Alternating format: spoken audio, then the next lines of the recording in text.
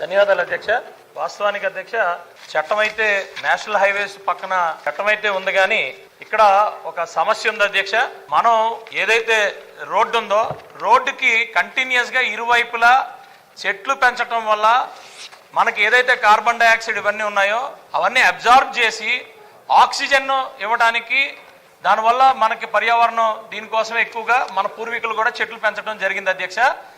ఒక పెద్ద చెట్టు అంటే ఎదిగిన చెట్టు రోజుకి 1 నుంచి 2 కేజీలు ఆక్సిజన్ ఇస్తే, అలాగే కార్బన్ డైఆక్సైడ్ సంవత్సరానికి 20 నుంచి 25 కేజీలు కార్బన్ డైఆక్సైడ్ తీసుకుంటుంది అధ్యక్ష.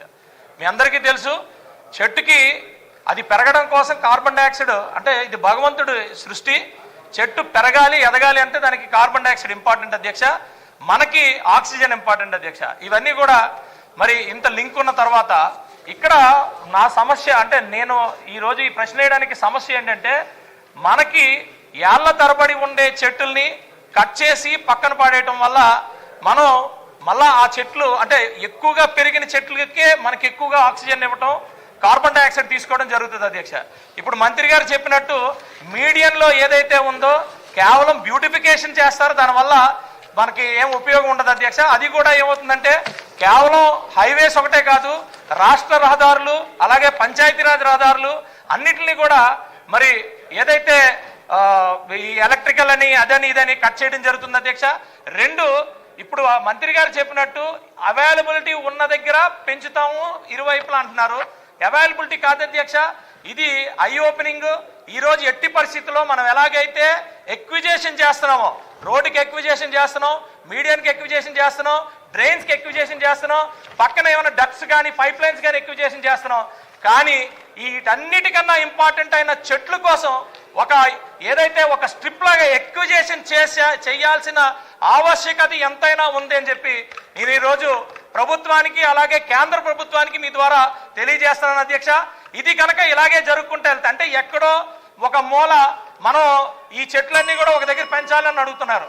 ఇక్కడ ఎన్నైతే చెట్లు చేశారో 1:10, వేరే ఎక్కడో దగ్గర పెంచితే దానివల్ల ఉపయోగం ఏమి ఉండదు అధ్యక్ష. ఎస్పెషల్లీ రోడ్డు, ఎందుకంటే ఈ వెహికల్స్ అన్ని కూడా కార్బన్ డైఆక్సైడ్ ఇవన్నీ కూడా మనకి ఇవన్నీ వదులుతాయి కాబట్టి ఎట్టి పరిస్థితుల్లో రోడ్డు అంటూ ఉంటే ఆ రోడ్డుకి ఇరువైపులా కంటిన్యూస్ గా మనం ఎట్టి పరిస్థితుల్లో గ్రీన్ బెల్ట్ అనేది మనం పెంచుకోకపోతే రేపు అనే రోజు మానవాళికి ప్రశ్నార్థకంగా మారుతుంది.